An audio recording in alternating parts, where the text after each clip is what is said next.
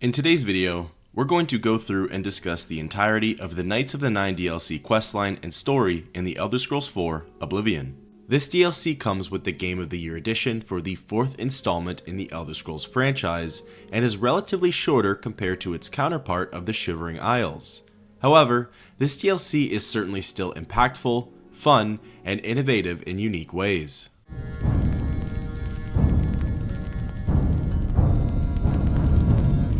We can begin this DLC as soon as we finish with the tutorial and escape the Imperial City prison and sewer system.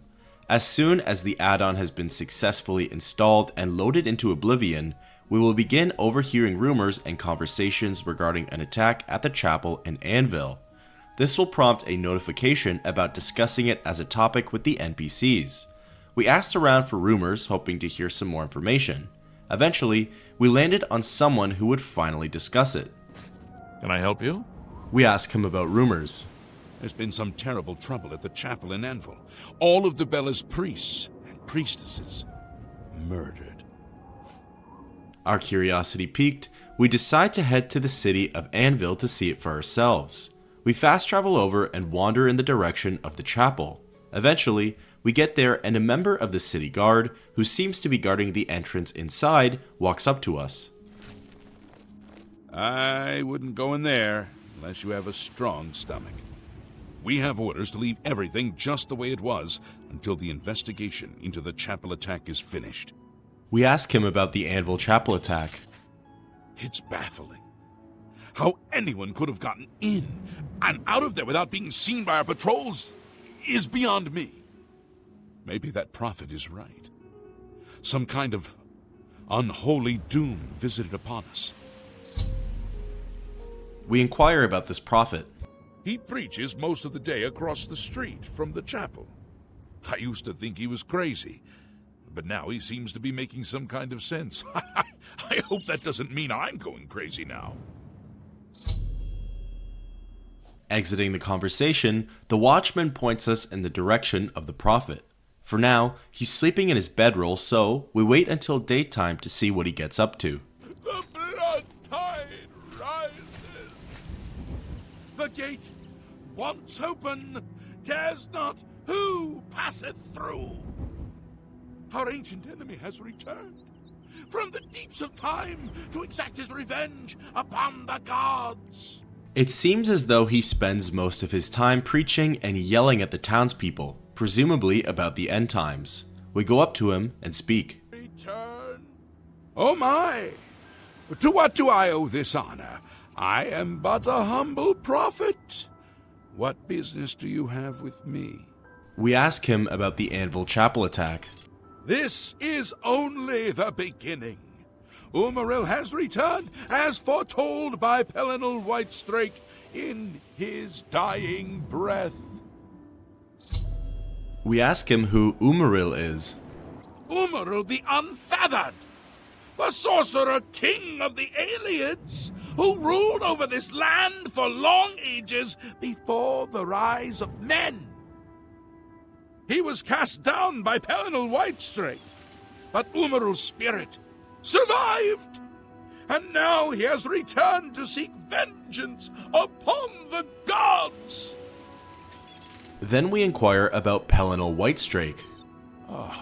Does no one remember the old tales? Saint Pelinal, the divine crusader of legend, Alicia's companion when she overthrew the rule of the Aliens 3,000 years ago.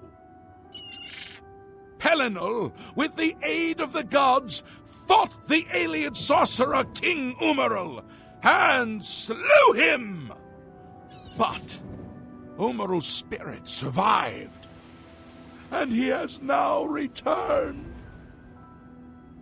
We ask him who attacked the chapel. Do you understand nothing? The blood speaks.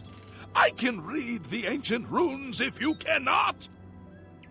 As uibala, umarale el nada rakuva.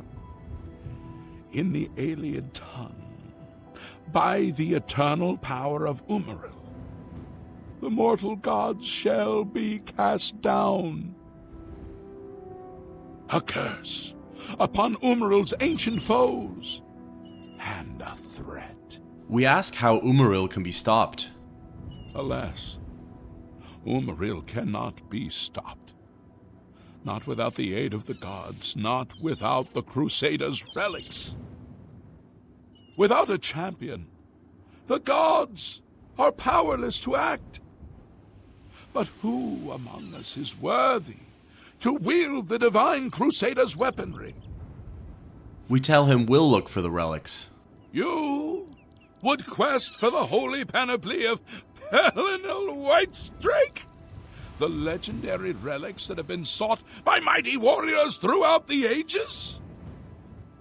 Are you a worthy knight? We can pick from a variety of answers. We can tell him we are a worthy knight, or we can tell him we're the fighter's guildmaster, the archmage, that we serve Sithis, or that we have no claim to fame. We decide to simply go with we're a worthy knight. And I'm sure you will have no trouble finding the relics on your own. You clearly need no aid from man or god. Why do you come to me for aid, worthy knight? He probably didn't like our last answer, so we just ask about the Crusader's relics.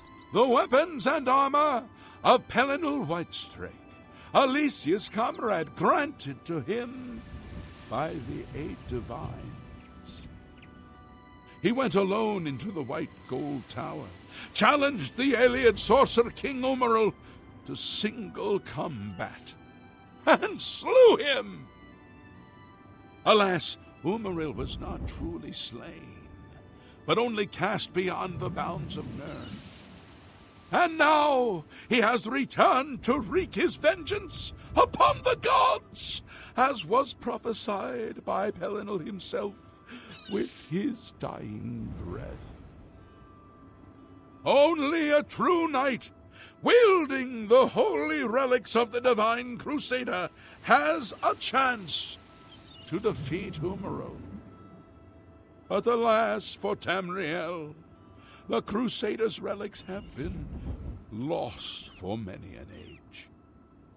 Who now can succeed in the quest for the relics, where the greatest knights of legend all fail? We then ask him about the 8 and 1. Once there were 8 divines. Then Tiber Septim became Talos, and the 8 became 9. I followed the old way of honoring the 8 while also giving due to Talos, the one who ascended. We get further clarification on Umaril. He is the enemy of all who walk free on Tamriel today, a survivor of the ancient race of alien slave masters who once ruled Cyrodiil. He was struck down by Pelinal, but by his art, Umaril had bound himself to the realm of his mistress, the Daedra Lord Meridia. So he was not slain, but simply cast adrift upon the waters of Oblivion. Now he has returned to seek vengeance upon the gods who helped bring about his downfall so many ages ago. We re-inquire about the quest for the relics. Are you a worthy knight? Then we change our answer to no, we serve Sithis. Indeed. And yet you would seek the holy relics. The gods will find you an interesting plaything, I have no doubt. We ask how we can find the relics. The gods grant insight to those they deem worthy. Why and how they act is not predictable. What I can tell you is that, traditionally, knights who wish to quest for the relics would walk the pilgrim's way. Travel to the way shrines of the 9 divines. Pray to each of the gods in turn, and ask their favor upon your quest. If the gods deem you worthy, you will be granted a sign. Go forth with the 9's blessings. We inquire about the pilgrimage. For those who would repent their past deeds, walking the pilgrim's way is a traditional way to cleanse yourself before the gods. Follow the map I gave you. Visit the way shrines of the Nine, pray, and wait for a sign. We ask about Umaril one more time.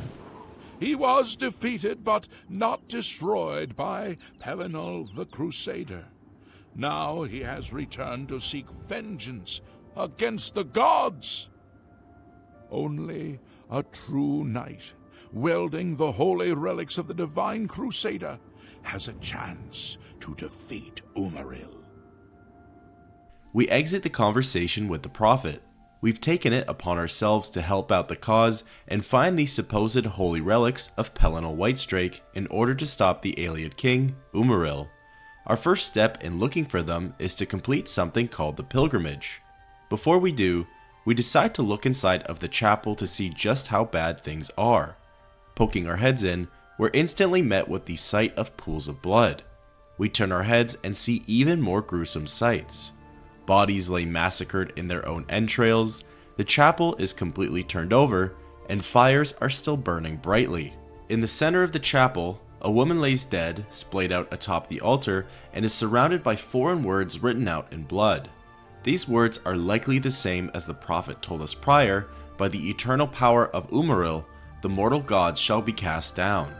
Realizing just how bad the situation is, we decide to leave the chapel and head on our pilgrimage at once. The prophet gave us a map of the way shrines detailing the so-called Pilgrim's Way. This map displays a location for 9 different way shrines, each dedicated to one of the 9 divines. Underneath it, there's a message reading, "If you wish to repent of your sins and rededicate your life to the gods, pray at the way shrines of the 9. May the 9 hear your prayers and look upon you with tender loving kindness." Embarking on the pilgrimage has us praying at each of the way shrines. Only then are we potentially deemed to be a worthy knight. We decide to follow the map and start with the way shrine of Arche, and from there, we'll make our way clockwise around Cyrodiil for the rest. This first way shrine wasn't so difficult to locate. There are 3 different Arche way shrines, and the one we visited was north of Anvil and east of Lord Drad's estate. Walking up to the way shrines and interacting with them, we receive a message saying, "Continue your penance to earn the gods' forgiveness." Shortly after, we receive a quest update that says we have successfully prayed at the way shrine of Arche.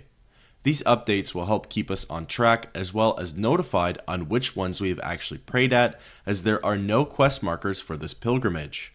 On the unofficial Elder Scrolls pages, they have multiple routes listed for visiting each of the 9 way shrines, some of which are a lot more efficient and a lot less time consuming than the suggested pathway by the prophet. If you have completed the pilgrimage of the 9 divines already and received the Pilgrim's Grace Greater Power, you supposedly only need to activate one way shrine in order to advance to the next stage. Also, if your character hasn't received any infamy points and has already visited some of the way shrines, they also supposedly only need to visit the ones they haven't already been to. For the rest of the way shrines, a thick layer of fog rolled over the lands of Cyrodiil and actually made it incredibly difficult to find them. Even though we have the locations laid out on a map, they are relatively smaller structures and can easily be missed in the wilds. The next way shrine we visit is that of Mara's. Mara has 3 different way shrines as well, and the one we prayed at was west of Skingrad and northwest of Cursed Mind. Interacting with the way shrine shares the same outcome as the one before it, saying we should continue our pilgrimage, followed by a quest update confirming our prayers. The third way shrine we visit is Debella's. Debella has 3 way shrines as well, and the one we visited was south of Coral and northeast of Fort Carmalla. The fourth way shrine we visited was Akatosh's. Akatosh has 4 way shrines scattered around Cyrodiil, and the one we went to was south of Bruma on the Orange Road. The 5th way shrine we visited was Julianos's. Julianos also has 4 way shrines dedicated to them, and the one we visited was southeast of the Imperial City on the Yellow Road southwest of Fort Sejanus. The 6th way shrine we went to was Kinnerith's.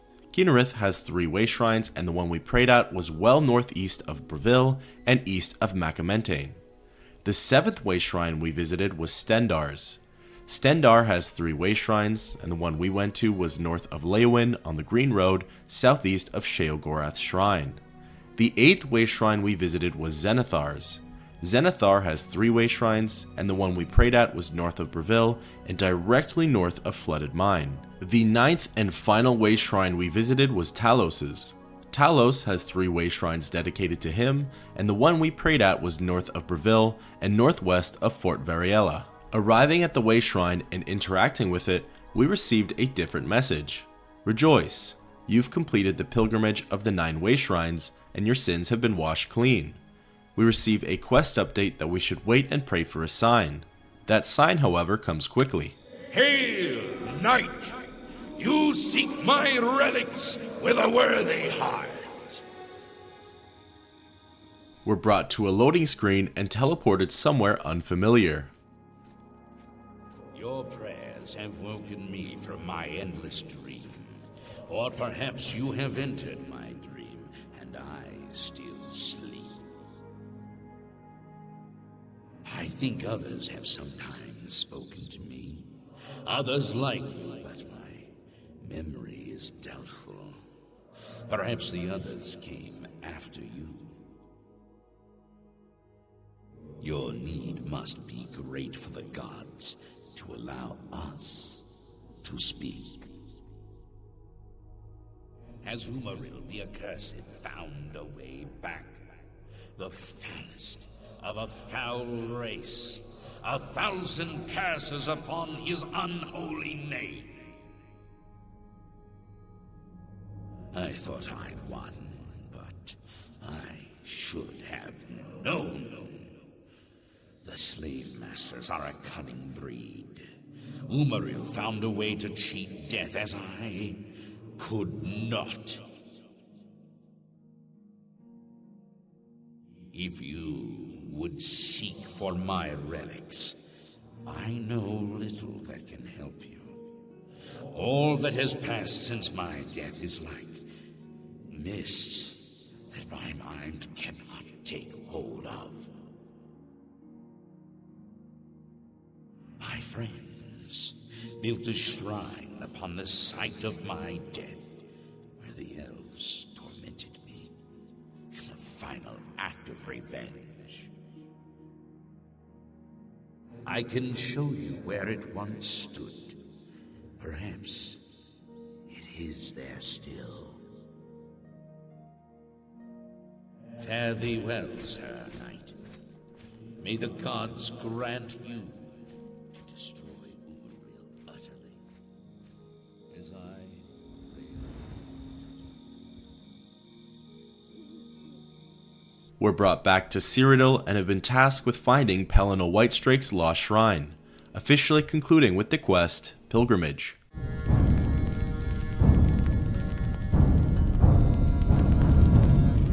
We make haste for the lost shrine. The one benefit of following the Pilgrim's Way and ending at the Shrine of Talos is that our next destination is a short distance away. The lost shrine of Pelennor Whitestrake has succumbed to weathering in time and has ultimately submerged beneath the upper Niben. We follow our compass and dive underwater, revealing the long-forgotten ruins. We approach the door and enter inside of Vanua. Vanua is an Ayleid ruin and has a total of 3 zones. The first one, simply titled Vanua, consists of 3 significantly larger rooms all connected by several pathways. Down here, we'll come across 11 undead enemies, and one of them will end up being a boss level. We'll eventually make our way to a door leading to the next zone titled the Shrine of the Crusader. The Shrine of the Crusader is a little more complex than the first zone. This zone contains 10 undead enemies, and one of them will also be a boss level. Shortly into our trek through this zone, and in the biggest room, we'll come across the skeletal remains of someone by the name of Sir Amiel. Beside the skeleton is a steel longsword as well as a Knights of the Nine shield. Looking into Sir Amiel's inventory, we get a new quest added on called Priory of the Nine. The skeleton has a key, a journal, and a ring all belonging to this Sir Amiel. After looting all of the items, we get a quest update for the Priory of the Nine saying that after reading his journal, we learn of the holy order called the Knights of the Nine, and that their base is located in the West Weald, called the Priory of the Nine. Before we can make our way over to it and discover its secrets, we need to finish what we came here for, discovering the Shrine of Pelennor Whitestrake. Interestingly, the shrine is right above us on an upper level that we can't get to just quite yet. We need to fight our way through some more undead before we arrive at the third zone titled the Lost Catacombs. The Lost Catacombs is the smallest zone and contains only 6 undead, as well as consists of small pathways that ultimately lead back to the second zone. Once we go through the doorway back to the Shrine of the Crusader, we need only to defeat 1 more undead before we can lay eyes on the shrine. The shrine contains the helm of the Crusader, the very same that Pelennor Whitestrake donned all those years ago. It's surrounded by candles and has a jewelry box next to it. Taking the helm, we receive a quest update that we have recovered the first piece of the Crusader's relics. Following this is an update to the Priory of the Nine quest that tells us it's time to head to the headquarters for the Knights of the Nine in the West Weald, thus ending the quest, the Shrine of the Crusader.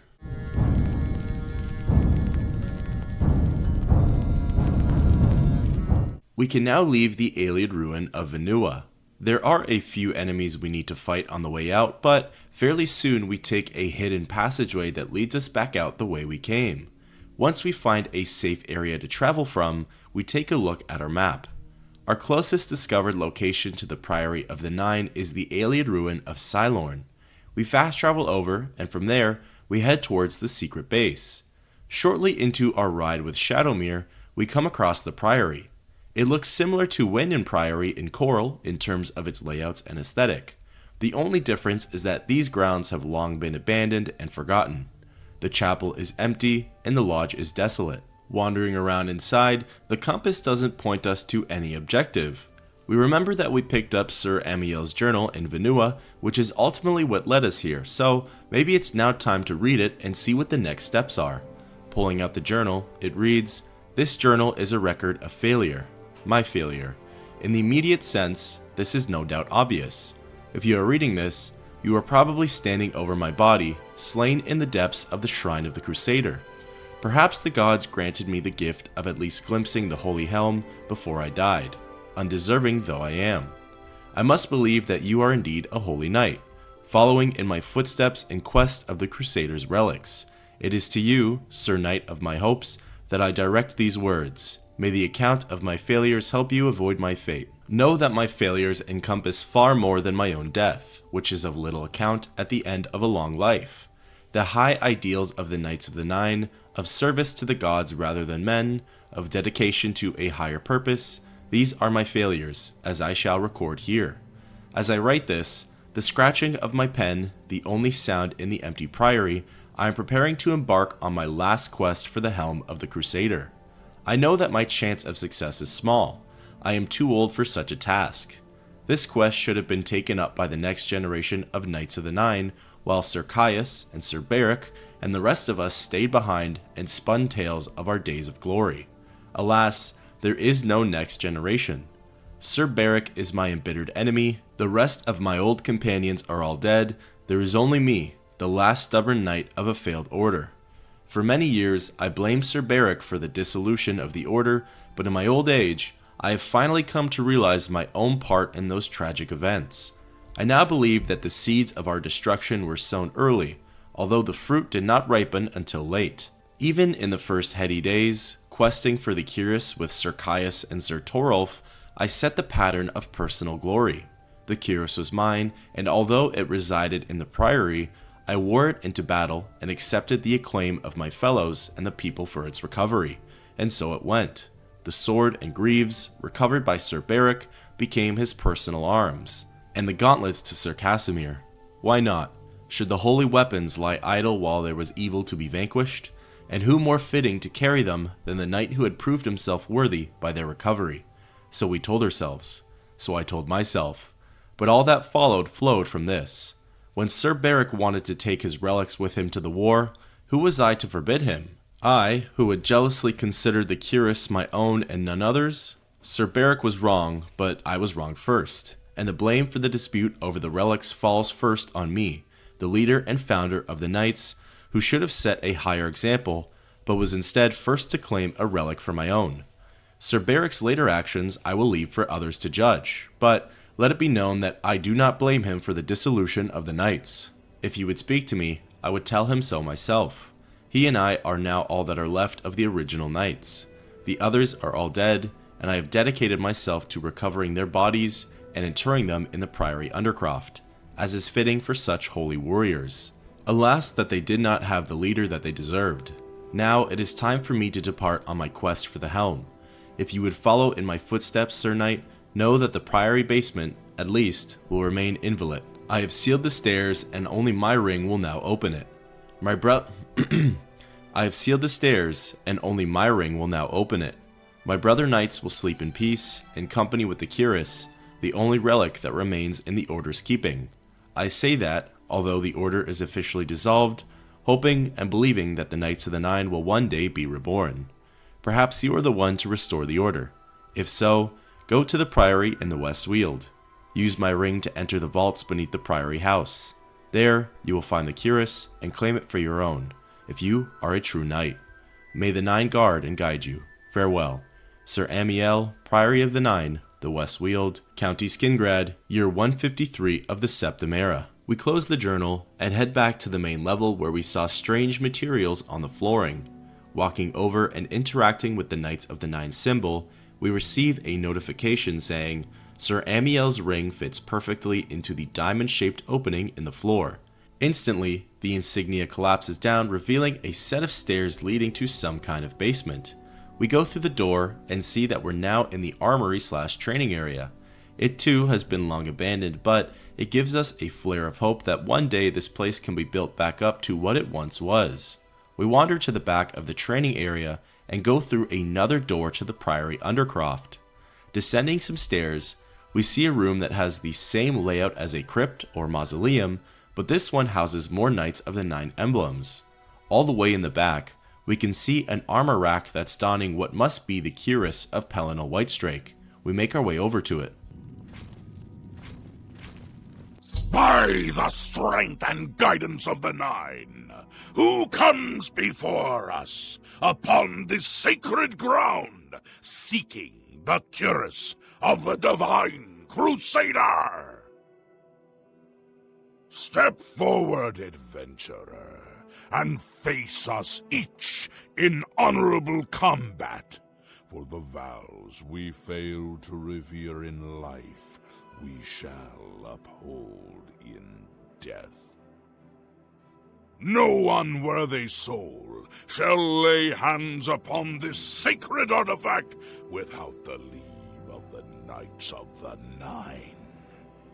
Turning around, we see 7 more ghosts have appeared around the room, and one even comes charging in at us.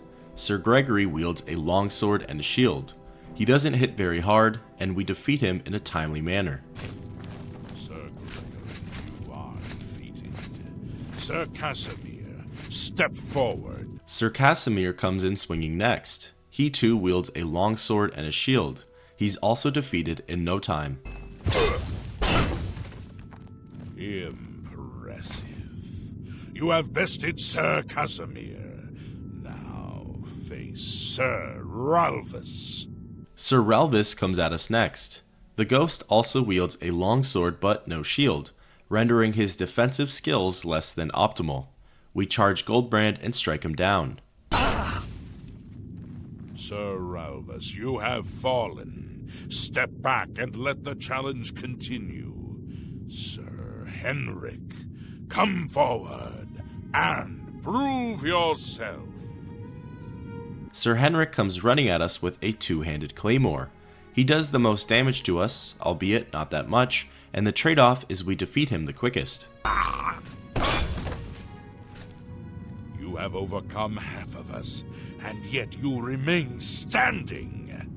Perhaps Sir Caius shall test your true mettle.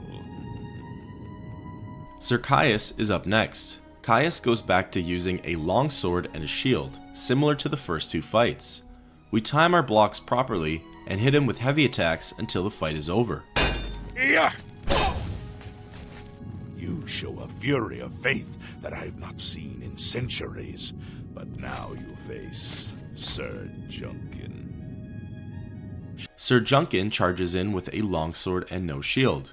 We can tell that the fights are getting slightly harder from here, which is good to see, but it's still not enough to have us worrying for our character. Ha! You have lost, Sir Junkin. Sir Torolf, show the challenger the ferocity of the North. Sir Torolf is the second last ghost we must face. He really doesn't put up that great of a fight, and we best him quickly. You have stood against the Knights of the Nine and lived.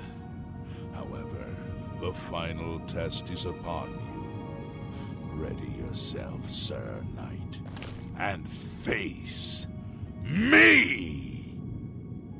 Last up is Sir Amiel himself. He wields a two-handed claymore and charges at us. We bring the fight to the center and in 3 swift attacks, successfully best all of the spirits in the Priory of the Nine. All of the knights are bowing before us, and Sir Amiel gets up. Sir Knight, in 300 years, none have stood against us and lived. Step forward and claim what is yours by right. May your faith be true.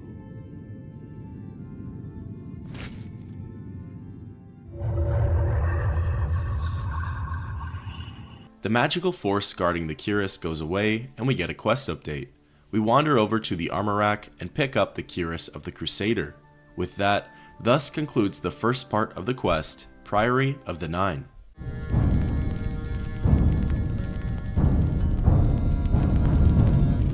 We look in our inventory for the crusader's relics. The cuirass of the crusader has an armor rating of 17 and fortifies restoration for 6 points and resists normal weapons for 15%, as well as fortifies health for 27 points.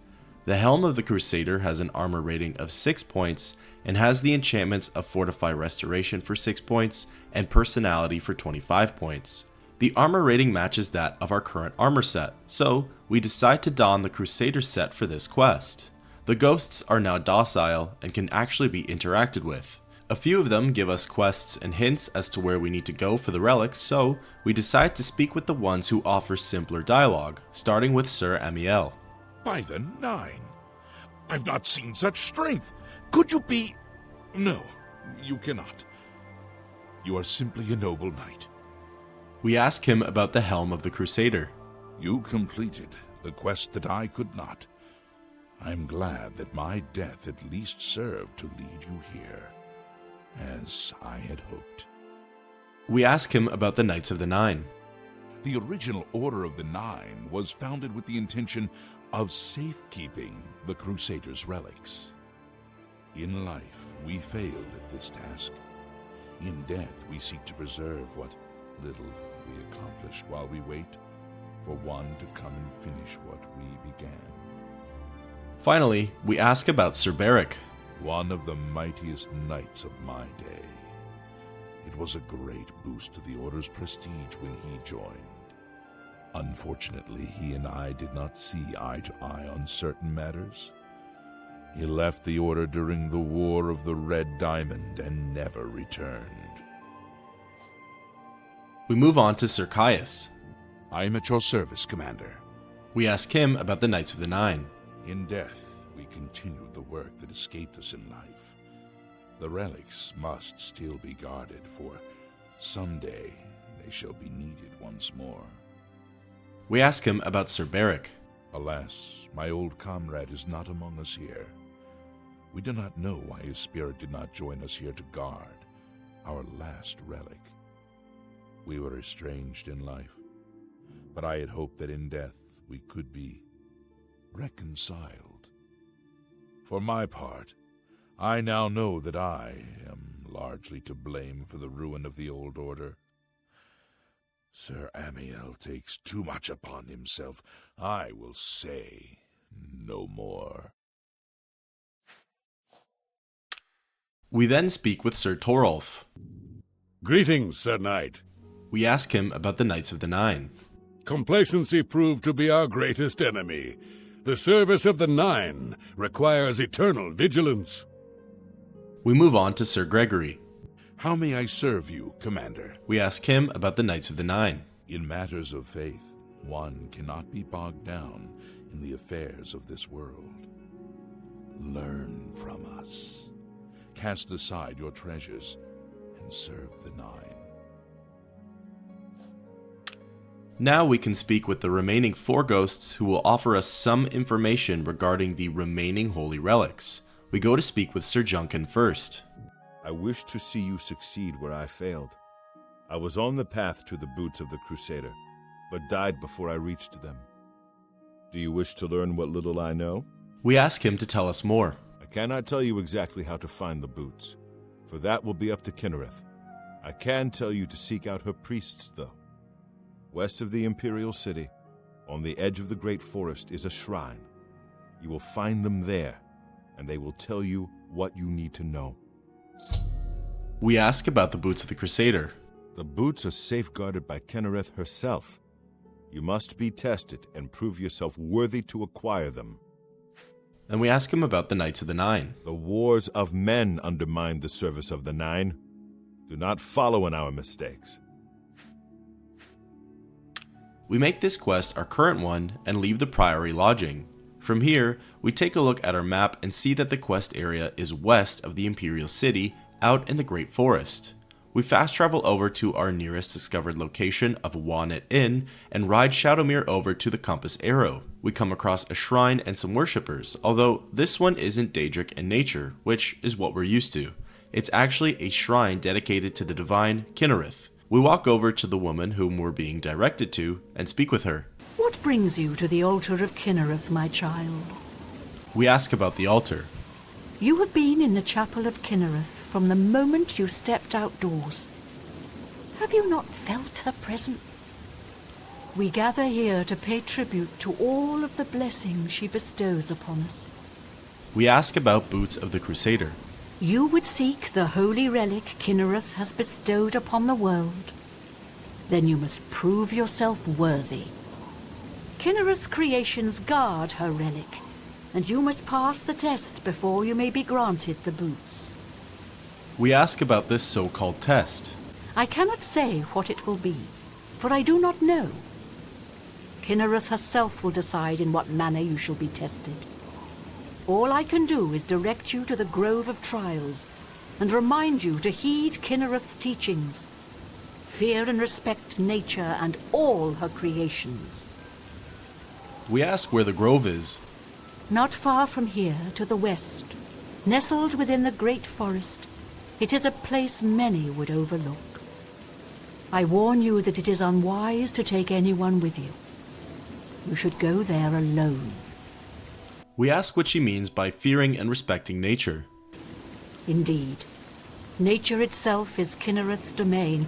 All its creatures are her wards. You would do well to remember this when it comes time for your test. We agree to take the test. Then proceed directly to the grove, as your test has begun.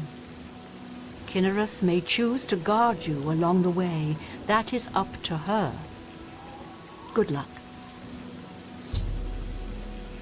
Avita Vesnia is making us go through the Grove of Trials in order to please the goddess Kinnereth. Only then might the boots of the Crusader be presented to us. We take a look at our map and see the grove is relatively close.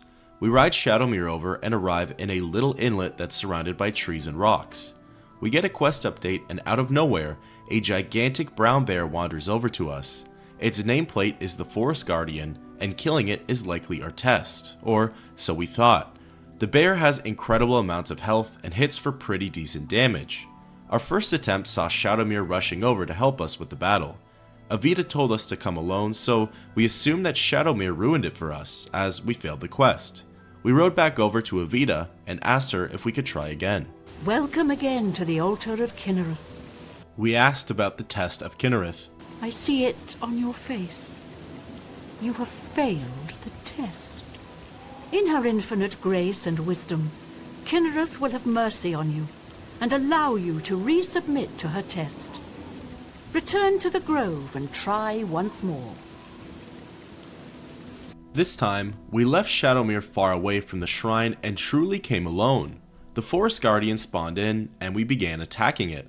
We strangely failed the quest again, which had me stumped, as this time it was us who did something wrong. Reloading our save and trying again, we remembered what Avita told us, that we should take care in remembering to respect all nature. This time, we cast Serene Beauty on the Forest Guardian, calming it almost completely. Enough time passed and we received a quest update that, because we didn't fight back, a cave has been revealed. The Forest Guardian leaves us, seemingly uninterested, and we enter inside of Kinnereth's grotto. We make our way down and see the boots resting on an altar. Beside the boots are two Spriggans simply standing there and watching us. They aren't hostile and leave us alone. We pick up the boots of the crusader and get multiple quest updates. We leave the grotto, and thus ends the quest, Nature's Fury.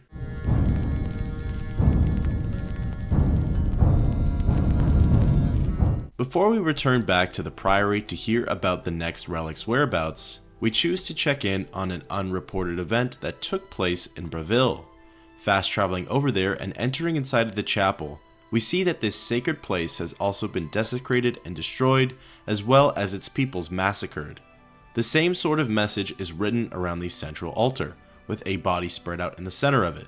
One NPC was left alive, and she had perhaps the worst timing ever. I'm sorry to impose upon you like this, but I'm in need of assistance, and I don't know what to do. My husband, Alaron, is missing. We didn't ask around town about it, but no one seemed to make a big deal about this mass murder and chapel destruction. We left Breville and fast traveled over to the Priory. Entering inside, we're met with a familiar face. We meet again. I am here to join your order, having received a divine vision from Kinnereth herself. I have been shown that to protect all Kinnereth's creations, I must take up your cause and be willing to lay down my life for you. So here I am. I have no doubt that our good works will be talked of in the eras to come. We accept her offer to join the Knights of the Nine. Thank you. I shall serve the order to the best of my ability. I must change into something that suits a knight. Please excuse me. Avita makes for the very first addition to the Knights of the Nine, which is fantastic to see our ranks grow. We go down to the forge and armory and see Avita has fully changed into her set of armor. Going back up to the ground floor, we also notice that the entire lodge has been cleaned up and everything is put back into working order. Multiple beds are set up, desks are organized, and the floors, ceilings, and walls are dusted and cleaned. We go back down to the Undercroft and speak with the ghost of Sir Ralvis next. You have my tribute, Sir Knight. In 300 years, none have passed the gauntlet. In 300 years, we have never known hope. But for the first time, it seems that someone may succeed where we have failed. I see in you the chance to redeem our souls and restore the order. And now, I must ask you to press forward where I could not.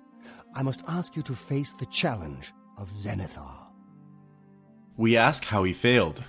I was arrogant and foolhardy. I sought personal glory. I placed my own will and my own lust for fame over the will of the Nine. In facing the challenge of Zenithar, I failed. I tried dozens, no, hundreds of times to reach the mace. I fell each time, and each time I awoke in the chapel, I leapt again. I tried to enlist the help of the other knights, but none would come to my aid. The inscription says to walk in the faith, but even now, I do not know what this means. We ask what we must do. Below the chapel of Zenithar in Leowyn, there is a shrine to the great craftsman, Saint Calidus. Those seeking the mace must pray before the shrine. When you bow, you will receive a vision. Or perhaps not, it is unclear.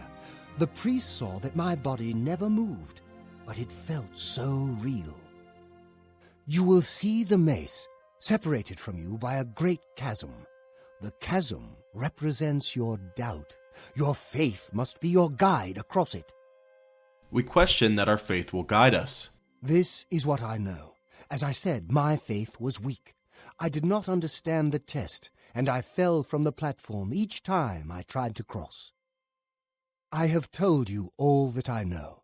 All that is left is for you to prove yourself more worthy than I.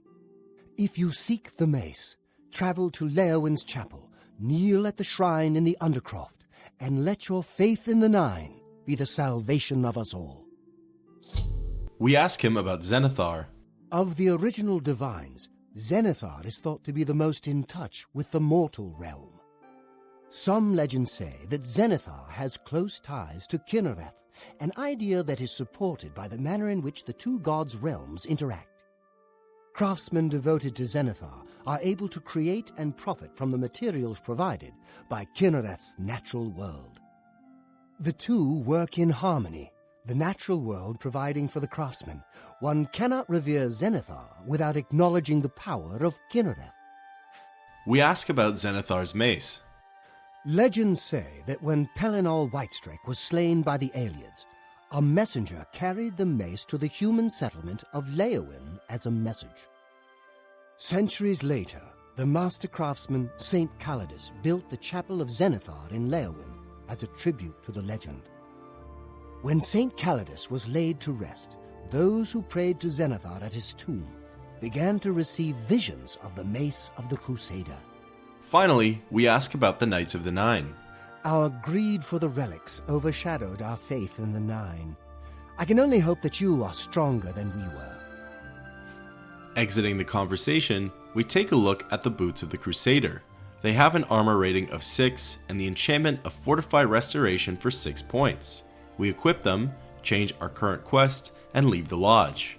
We fast travel over to the city of Leowin and make our way for the chapel. We enter inside and are approached by a stranger.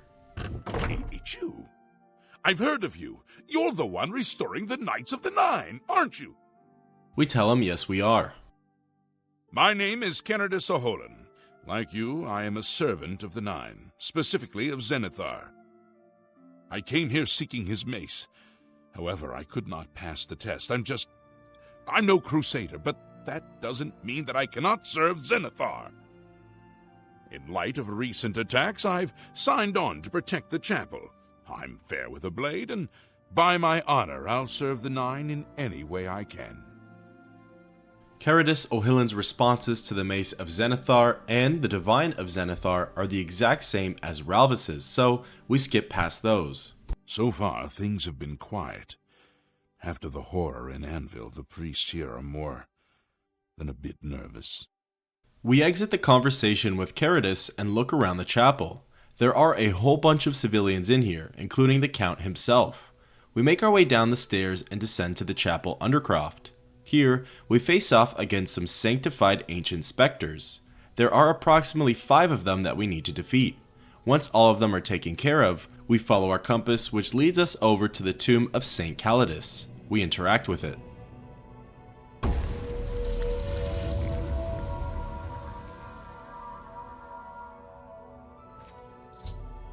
We get a quest update and are now in some alternate dimension. We look ahead and the mace is on another platform separated by a black void. There is a glowing pathway that seemingly leads us right to it. We step onto the pathway and it seems to keep us from falling below. We decide to test what would happen should we fall down. Jumping, we're teleported back to the tomb of Saint Calidus unharmed. We can interact with the tomb again and get transported back to the realm with the mace. We walk along the pathway and pick it up. We receive several quest updates and are once again teleported back to the chapel undercroft. We ascend the stairs, ready to leave, when all of a sudden, chaos ensues. The citizens originally praying at the altars kick into a fight or flight mode, and we see the likes of enemies which we haven't come across before. They are completely golden, clad in some form of armor, and their nameplates call them Aurorans. These must be the forces that are destroying the other chapels in Cyrodiil, and therefore they're likely Umaril's army. Everyone jumps into battle and helps to defeat the Aurorans. Even the Count himself is getting some hits in.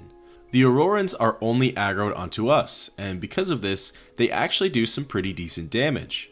They also have pretty good amounts of health, making this a worthy fight. It gets to the point where the battle is so chaotic due to the citizens running around and trying to help out that we have to play very passively and wait for the right opportunity, as we kept accidentally hitting them. One by one, we would defeat the enemies until we struck down the last Auroran standing. We received a quest update that we successfully saved this chapel from desecration. I can't believe it. We survived! By the grace of the Nine, we survived! In no small part to you, Sir Knight. By your will and the will of the Nine, the chapel of Zenithar is held against this blasphemer. Sir, I pledge my sword. I wish to join you in your quest to restore the Knights of the Nine and defeat this umaril. We accept and welcome him to the Order. I can only hope to match your bravery and valor. I am honored to serve by your side. Allow me to fetch more suitable equipment. I shall return shortly. With that, another knight has joined our ranks, slowly growing our order. We take a look at one of the Auroran's inventory and see that they carry a foreign weapon called a crude alien battle axe. Interestingly, they also have Daedra hearts, meaning they're Daedric in nature, which makes sense considering Meridia is housing Umaril's spirit in Oblivion. We look around and see that there were no casualties at all in this fight with regards to the civilians. We leave the chapel, and with that, thus ends the quest, The Path of the Righteous.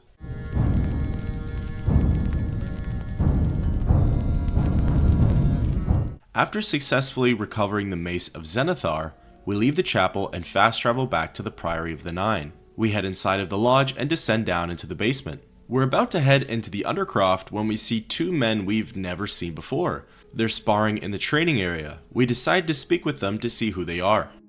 Hail, Sir Knight. My brother and I have heard that you are founding a holy order of knights, and we would like to offer you our swords. We've come all the way from Skyrim to join up. We can't claim any experience as knights, but we learn soldiering from our years in the Legion. Will you have us? We accept them into the order. You won't regret it, sir. You'll find us true-hearted and brave. I'll be back as soon as I've outfitted myself. It seems that word of our cause is spreading, as Giemund and Guckamir have come all the way from Skyrim just to join up. We head into the Undercroft and seek out the ghost of Sir Henrik, as he's the one with information on the next relic. If you are true to the teachings of Julianus, it may be possible for you to find the shield of the crusader. We ask him what he means. When the order crumbled, I set out on my own.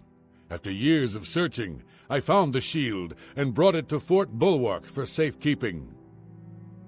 With the help of a few trusted friends, I began work to keep the shield safe for all eternity. I never saw my work finished. I died defending the fort from those who would take and misuse the shield. I never saw our work finished. I trust that the others carried on without me. We ask for more information on Fort Bulwark. It lies in the southeast of Cyrodiil, near the Black Marsh border. If all went according to plan, it should be very well guarded now. Believe in yourself, and use your knowledge wisely. You will pass through unharmed, and the shield will be yours. We see what more he has to say on the fort. Look to the southeast of Cyrodiil to find it. I cannot say for certain what is inside, but be prepared for anything. We ask him about Julianus. History and knowledge are his domain. He is the god of wisdom and logic. He teaches us, know the truth, observe the law. When in doubt, seek wisdom from the wise. We ask him about the shield of the crusader. The shield is safeguarded within Fort Bulwark. It is protected, and care must be taken when attempting to find it. Then finally, we ask him about the Knights of the Nine. Though we went our separate ways when the Order fell, we all served the Nine in our hearts. All but one.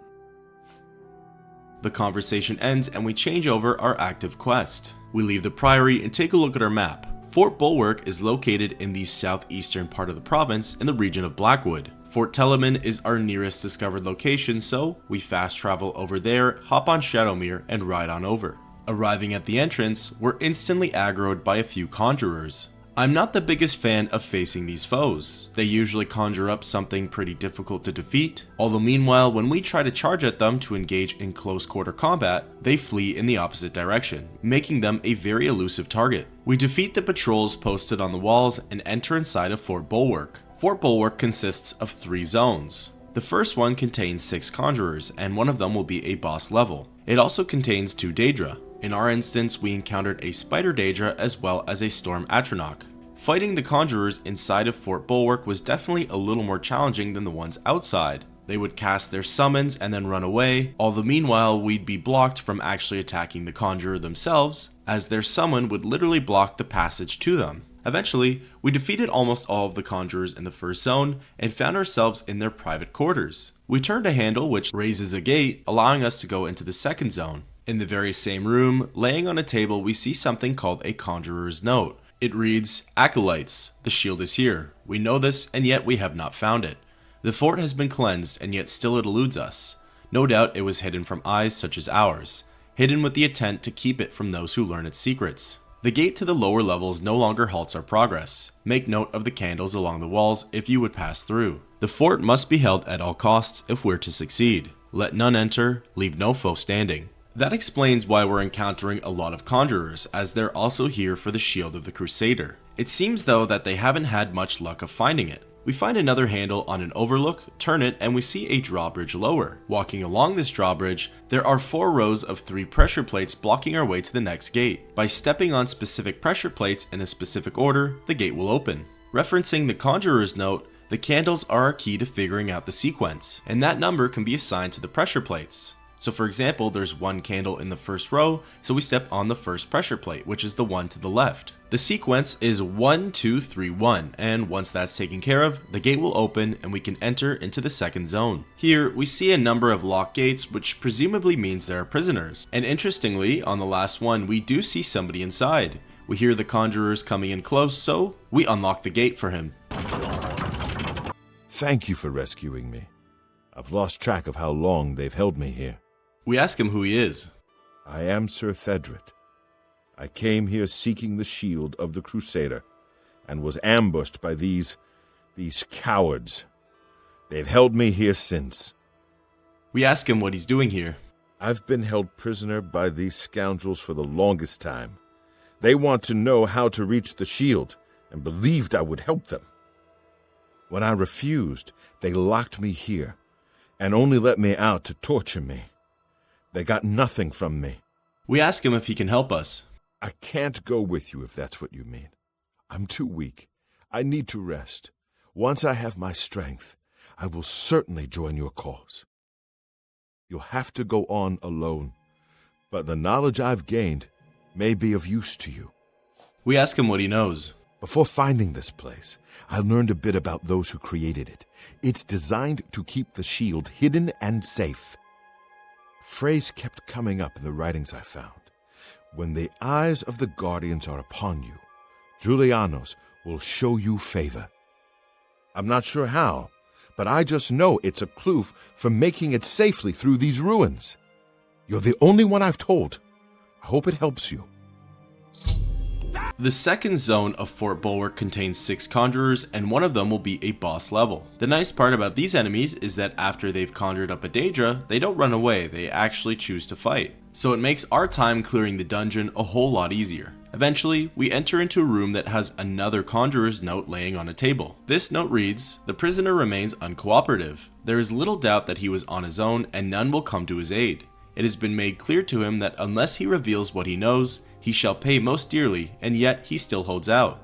We give it 1 more week. If he does not help us reach the shield, he is to be disposed of, preferably in a manner most painful." This note is most likely supposed to direct us towards Sir Thedret if we happen to have missed him. After fighting our way through a few more conjurers, we end up at a series of drawbridges. Here we face another trap.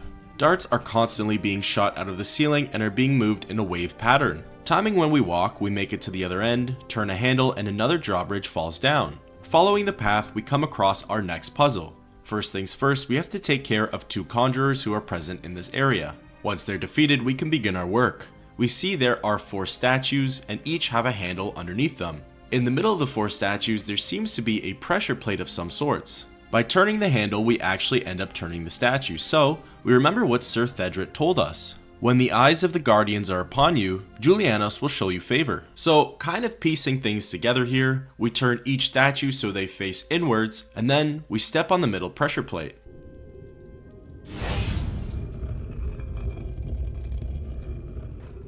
We successfully solve the puzzle which the conjurers could not.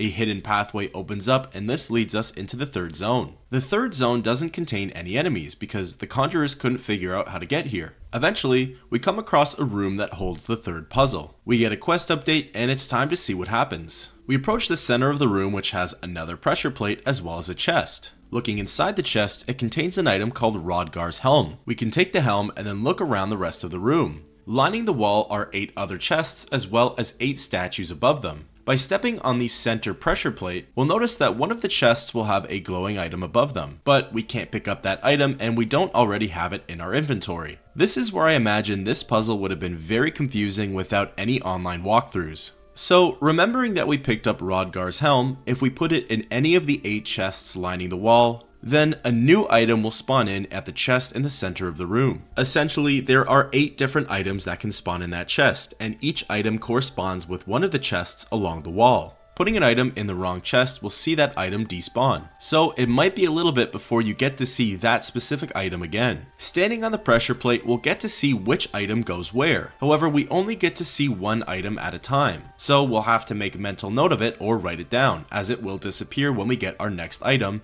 and a new one will be shown above another chest. We'll be informed when we place an item in the correct chest, as it will begin to glow and the statue above it will turn around. You'll know you've finished the puzzle when this happens.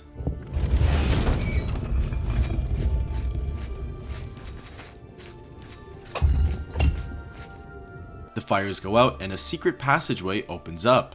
We see the shield of the crusader amongst other treasures. Picking up the shield, we receive a quest update, and now it's time to finally leave Fort Bulwark. Going through various other secret passageways that have opened up, we find ourselves in the first zone and leave the ruins. And with that, thus ends the quest, Wisdom of Ages.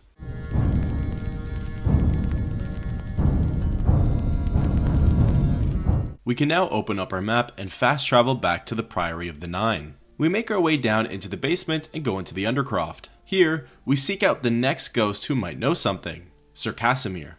I know where you may find the gauntlets of the crusader, for I was the one who lost them. Though many know where they are still lost. I believe there is something you must do in order to retrieve them. Would you listen to my tale and learn of the gauntlet's fate? We ask him to tell us. When the order fractured, I followed Sir Beric into war, taking the gauntlets with me. When it was over, I returned to Cyrodiil. I attempted to return to the service of the Nine, but the war had changed me. I no longer had sympathy for the weak or pity for the suffering. In the brief time I was there, I did more to hurt the chapel than help it. It was there that I was cursed. We ask him what he means by cursed. A beggar who came to the chapel each day for help tried my patience one too many times. I lost my temper and struck him. My blow landed harder than I had intended, and he fell to the floor dead, killed in the very chapel of the God of Mercy. I left the chapel at once, of course, but the damage was done. I was weak, constantly weary, and lacked the energy to do almost anything. We ask him what happened to the gauntlets. Ah, yes. As proof of the deed, when I struck the poor man, the gauntlets slipped right off my hands and fell to the floor. Heavy as stone, they would not move. None could lift them. I suspect they lie there still, in Coral's chapel. You must prove to Stendarr you are worthy to lift the gauntlets once more. Seek out the priests in Coral. Perhaps they can help you. We ask for more on the curse. It was placed on me for defying the teachings of Stendarr in his very chapel. My entire lineage was ruined by this curse. Whether it is connected to the fate of the gauntlets, I do not know. We ask again about the gauntlets. I have no doubt that they still lie within the chapel of Stendarr in Coral. No mortal man could lift them. Then finally, we ask about the Knights of the Nine. We had only the best of intentions. Truly we did. We meant only to serve the Nine and the Empire. It's hard to believe it all went so wrong. We exit the conversation. Here, we decide to take a look at our inventory to see the stats for the mace and the shield of the crusader. We're not very proficient with blunt weapons, but the mace deals an overall damage of 10 points. Then, it has the enchantment of fire damage for 14 points for 2 seconds on strike, as well as turn undead up to level 17 for 5 seconds on strike. And then the shield has an overall armor rating of 20 and an enchantment of reflect spell for 18% on self. We make this quest our active one and leave the lodge. From here, we fast travel over to the city of Coral. We make our way over to the chapel and enter inside. Whilst here, our compass actually points us to the gauntlets of the crusader. They're set in a corner surrounded by some candles and some flowers. Interacting with it gets us this message: the gauntlets are too heavy to move. So, we decide to do what Sir Casimir told us to and seek out a priest. What brings you here, my son? We ask him about the gauntlets of the crusader. Ah, yes. The gauntlets have been here for ages. I know only the basic story behind them. They're more of a novelty these days. My only real involvement with them these days is keeping the youngsters from hurting themselves trying to pick the gauntlets up. What is your interest in them, if I may ask? We tell him we'd like to know their story. Yes, well, I don't know the whole thing. A great many years ago, a knight of the old order did something terrible, and the gauntlets just fell off. They dropped to the floor right where he stood, and no one could lift them. It was a sign of the curse placed upon this knight by Stendarr, I think. That curse still lingers on today, in fact. Poor Kellen. We ask him who Kellen is. Oh, why, he's a descendant of that very knight from so long ago. The curse has affected his family all these years. He suffers from it now. He came here from Hammerfell seeking a cure, but, well, there's really nothing that can be done for him, I think. He may know more of the story than I. Perhaps you should speak with him, if he's feeling well enough. We ask again about Kellen. He's down in the chapel hall, resting. You may speak to him if you like. We inquire more about the curse. It's a horrible thing, truly. One cannot help but pity those such as Kellen, who have such a burden placed on them through no fault of their own. But if it is the will of the Nine, then there is little that can be done. We ask for more information on the gauntlets. The gauntlets have been here far longer than any of us. I don't expect that to ever change. They'll almost certainly be here long after we're all gone. Certainly after Kellen's family has died out. We exit the conversation and make our way down into the chapel hall. Here, in one of the side rooms, we see a young Redguard sitting on his bed, yawning over and over again. This is Kellen, and he's clearly showing signs of his fatigue. We speak with him. What is it? Is there a cure? Has Aurelder found a cure? I know there's something he's not telling me. We ask him about the gauntlets of the crusader. You've seen them, I assume. The only evidence of what happened so many years ago. Do you know that I thought perhaps I could lift them? That somehow this curse would be lifted if I could pick them up? I tried for hours, until my whole body ached, and I could barely move. I lay there on the floor next to them, weeping. I'm not ashamed to admit that. I've been at the end of my rope for far too long to be ashamed of anything. We ask again about the gauntlets. I don't know why they're still here. They're so heavy, and I'm so weak. What does Stendarr want from me? We ask him what he knows of the curse. Ah, so you've heard it, have you? Terrible curse. Been in the family almost longer than anyone can remember. When I was younger, I could live with it. Wasn't so bad, but it's only gotten worse over time. I'd come here, to the place it all happened, in the hopes that something could be done. I fear I haven't much time left otherwise. Aurelder has let me stay, mostly out of pity, I think. But there's something else. I swear he knows more than he tells. We ask him about Erelder. I've seen plenty of pity in people's eyes over the years. I grew up recognizing it. But with Erelder, there's something else there. And when he speaks to me, there are times I'd swear he sounds apologetic. Guilty, even. Why would that be? What reason does he have to hold back information? I know I'm a doomed man one way or the other. Speak to him if you can. Convince him to tell me what he knows as a dying man's last wish. We exit the conversation and ascend back up to the chapel of Stendarr. We seek out Erelder and speak with him. It's my pleasure. Please continue. We ask him what he knows about Kellen. I cannot face him. I know what might be done for him, but I haven't the will to do it. I wish I could help him. Truly I do. But I cannot muster the strength to damn myself on his behalf. We ask him what he's talking about. The curse. I know what would lift it, but I cannot do it. The only way to free Kellen of his curse is to take it on myself. I am not strong enough to do this, and so I am a failure. I fail Kellen every time I speak to him, and I fail Stendarr every time I pray to him and do not ask for the power to lift the curse. Do you know one who would do such a thing? One who would pray at this chapel's altar, pray to Stendarr for the power to lift this curse? We ask again about the curse. I've told you, the only way to lift the curse from Kellen is to pray to Stendarr for the power to free him. But that means taking the curse on yourself. You'll be marked for life, as will all your children and your children's children.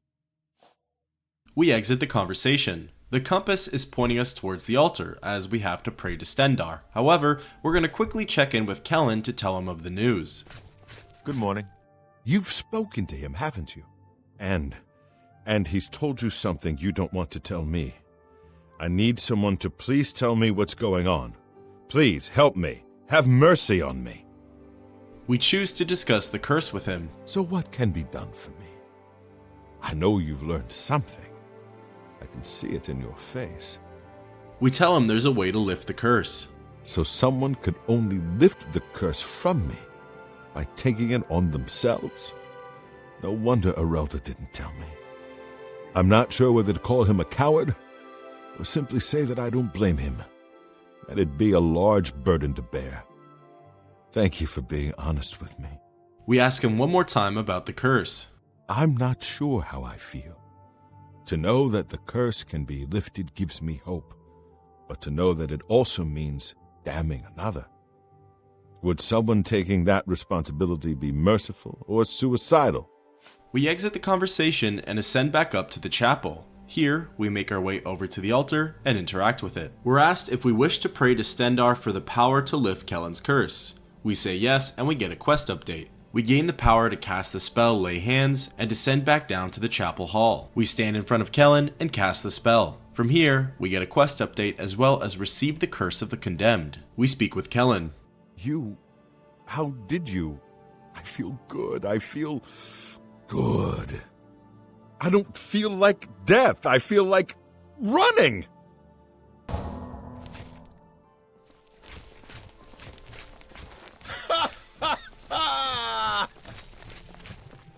Look at me. Kellen comes to a halt and we speak with him once more. I can't believe it. I feel normal. Thank you so much. You have no idea what this means to me. I know what you've done to free me from this curse. I don't claim to understand why you take it on yourself, but I appreciate it. It means more to me than I can say. Now I think I need to start living my life. I'm going to get out of here and see the world. Thank you, friend. We leave Kellen and speak to Erelder one last time. A pleasure to speak with you. We inform him about Kellen. You lifted the curse?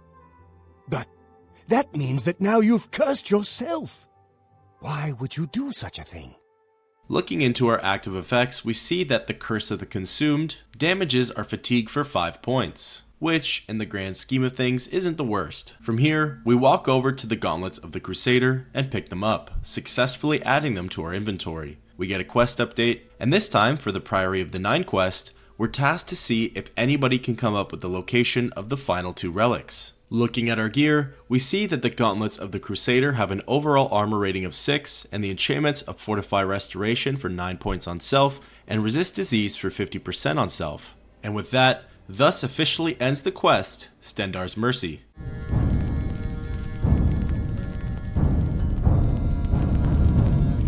Leaving the Chapel of Stendarr, we open up our map and fast travel back to the Priory of the Nine. Arriving back at the lodge, there's familiar faces, and then there's also an unfamiliar face. Oh, met Sir Knight. Sir Knight, thank Arche you are back. I have terrible news.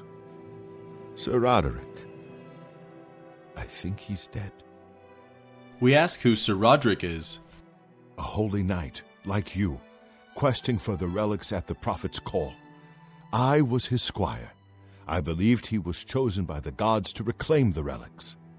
We ask him what happened. At first things were going well. He prayed at all the shrines and received a vision, a disturbing vision. The shade of Sir Beric spoke to me was all he said. We must put him to rest. We traveled back and forth across Colovia. He was always asking about an old noble family, the Vlindrels. Finally, he found what he was looking for. We went to Underpall Cave, and there he fell.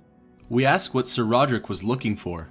He said that Sir Beric's tomb was in Underpall Cave, which is no cave, but some kind of buried keep. He had learned that Sir Beric had once been a questing knight, like us. He had found the greaves and sword of the crusader, but then turned to evil. Sir Roderick hoped to find the relics within Sir Beric's tomb, and he did. But we also found a terrible guardian, the wraith of Lord Vlindrel, Sir Beric.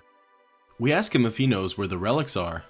Yes, my lord, and I brought you. Sir Roderick shouted for me to take them. The greaves, the holy relic, they're yours. We ask what happened to the sword. The wraith. It used it against Sir Roderick. I don't know how that evil thing could use the holy weapon, but it did. It screamed as it struck. We tell him to take it easy as he's safe now. I'm sorry. I remember Sir Roderick saying something about the sword before we went to Underpall. It may be important. He was worried that the sword may have been turned to evil, that it may have to be reconsecrated on the altar of its creator, the divine Arche. That's all I remember. I hope it may help you. We tell Lathon that he did well. Thank you, Sir Knight. I would ask a boon if I could, although I know I do not deserve it. Would you make me a Knight of the Nine? I want to dedicate myself to ridding the world of evil. I owe it to Sir Roderick. We tell him to rise as a knight. Thank you. Thank you, Sir Knight. I will not fail you. Give me a moment to arm myself, and I will accompany you to Underpall Cave to destroy the foul wraith. We take a look inside of our inventory for the greaves of the crusader. They have an overall armor rating of 10, and the enchantments of Fortify Restoration for 6 points, as well as Fortify Destruction for 9 points. Standing right in front of us is Erelder, the High Elf Priest from Coral. We speak with him. I find myself here, at your disposal. I want to make up for the mistakes I've made, and devote myself fully to the faith. If it pleases you, I would join your order and serve the Nine at your side. What say you? We accept Erelder into the order. Thank you. It means a great deal to me. Excuse me while I gather the equipment I need. While Lathon goes downstairs to change into his uniform, we go upstairs and see yet another familiar face, Sir Thedret. Did I not say we would meet again? I am here and ready to serve. I will join your order, and together we will fight this new threat against the Nine. Glory to the Nine.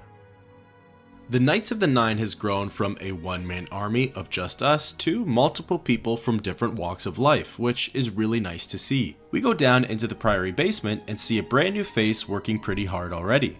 Sergius Terrianus, at your service. Thedret and I go way back, and he said there was need of a blacksmith here. It'd be an honor to provide what service I can. So, you need anything repaired, you come see me. Turning around, we see that Sir Lathon is all ready for our expedition. We leave the lodging and take a look at our map for Underpall Cave. It's located by the Orange Road in the Heartlands. We see that Glade Mist Cave is our nearest discovered location, so we fast travel over there at once. We take Shadowmere and ride over to Underpall Cave. Arriving, we receive a quest update for the Sword of the Crusader.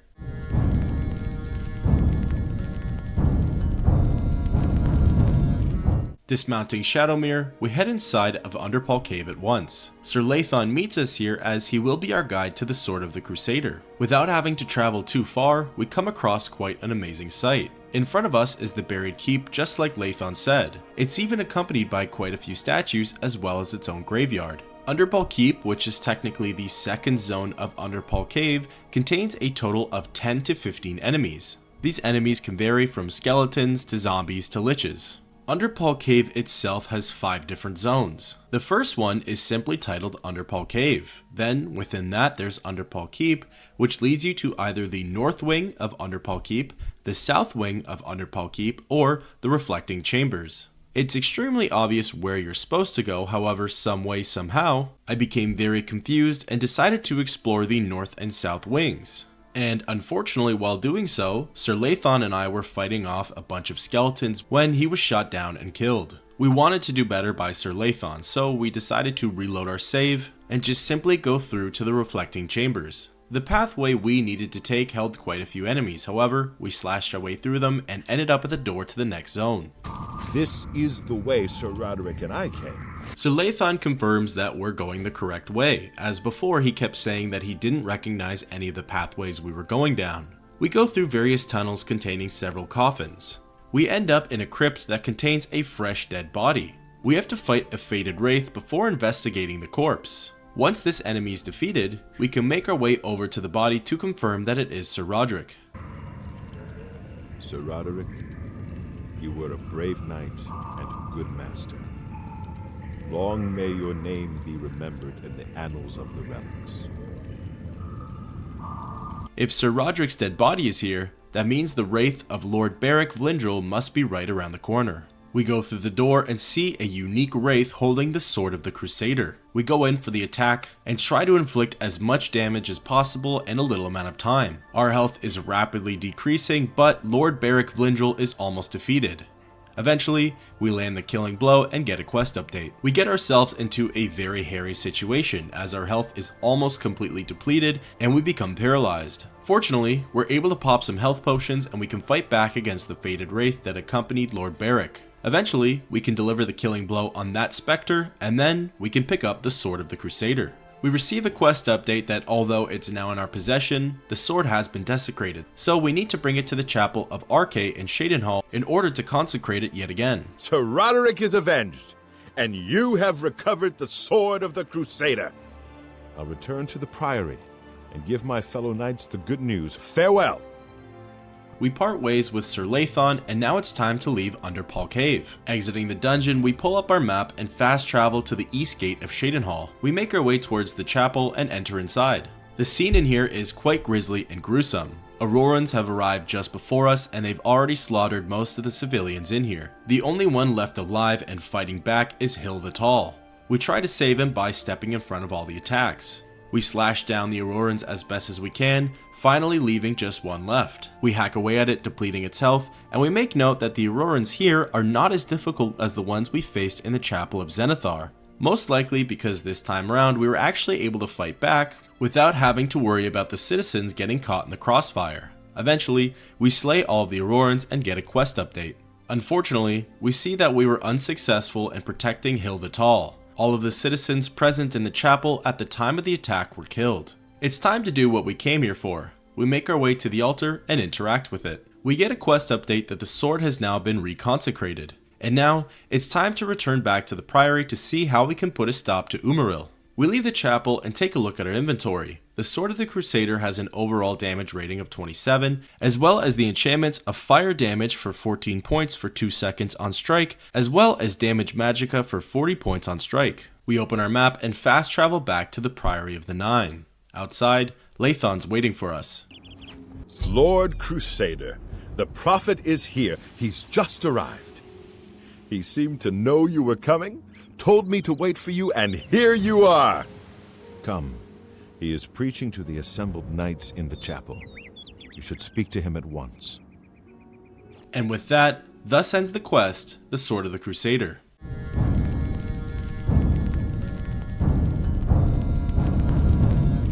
As requested, we follow Sir Lathon to the Priory of the Nine Chapel. Entering inside, we're met with a sight of camaraderie and community. And so, 9 knights, as the embodiment of the might of the 9 divines, shall go forth together to face the unfeathered. And he shall be cast down from on high, his wickedness scattered to the wind. He shall end his days as dust in the void. Go now, knights, face the beast.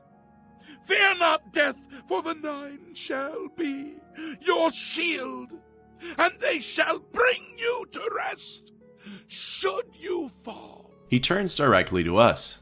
You have stepped from the humble shadows of obscurity and into legend.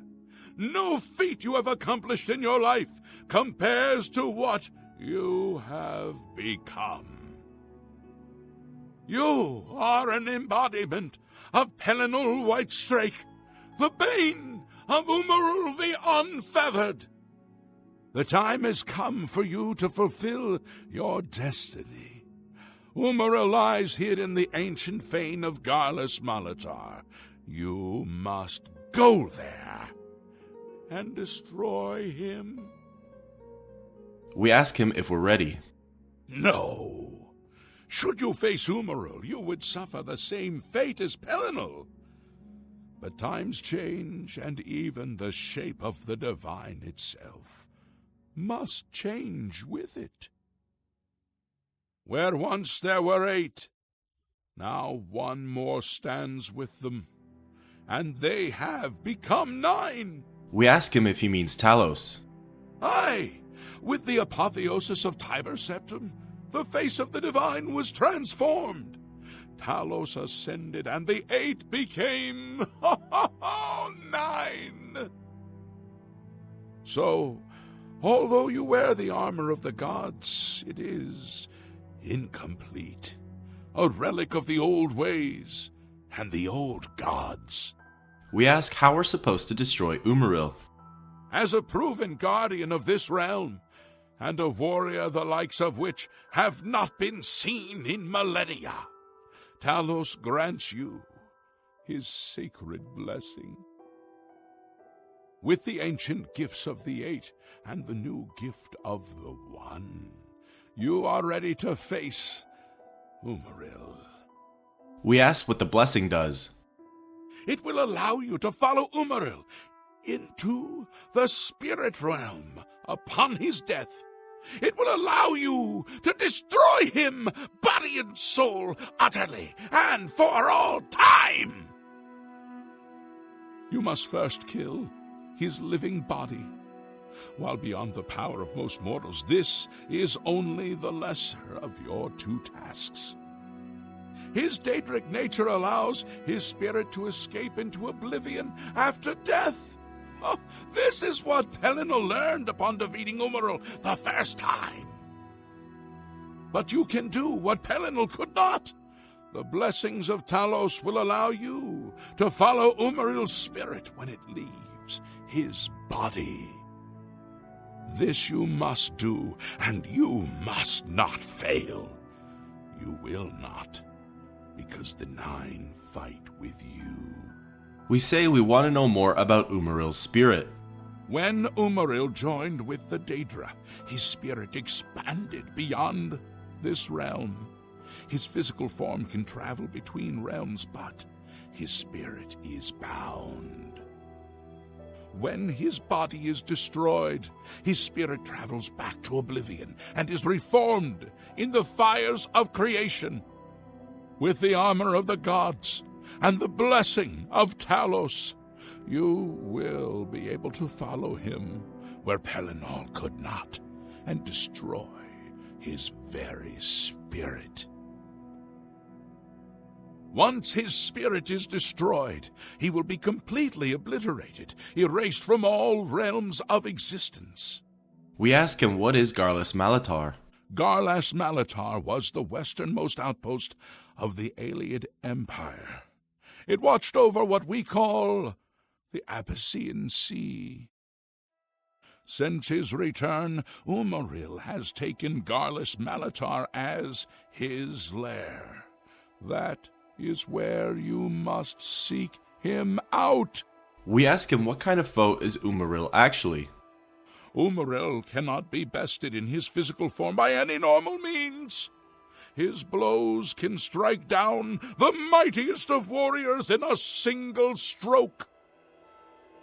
The Eight created the relics to withstand Umaril's fell power. Do not attempt to face him without this divine protection. We tell him that's all and that we're ready. Your knights will assemble at Garlas Malatar and await you there. Gather all those who you deem worthy. Not all who enter those halls shall return. Those who fall in service of the Nine will live on forever in the halls of their fathers. I wish you well on your quest, Crusader. We are depending on you.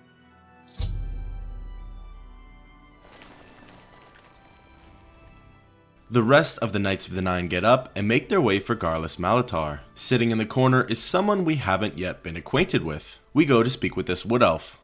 Sir Knight, allow me to introduce myself. I am Brelin of Silvenar, at your service. I come to offer myself as a knight in service of Auriel, or Akatosh as he is known in Cyrodiil. I bring nothing but my skill with the blade, which is not inconsiderable, and my devotion to the Lord Auriel. Will you accept me, as unworthy as I am? We accept and welcome him into the order. I am honored to join the order under your illustrious command. Excuse me while I go to the armory and attire myself as befits a Knight of the Nine.